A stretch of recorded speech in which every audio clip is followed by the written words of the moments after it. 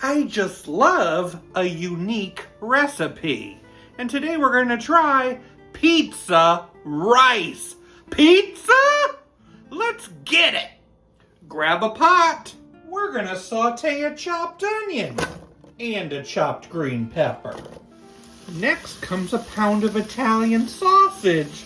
Squeeze it on in there and start cooking. Next, you'll need some pepperoni. I'm going to chop up some pieces into that.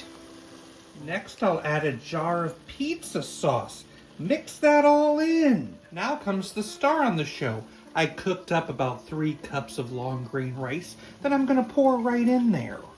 And we'll end by adding on some Parmesan cheese, shredded mozzarella, and give it a final stir. And we have ourselves some pizza rice.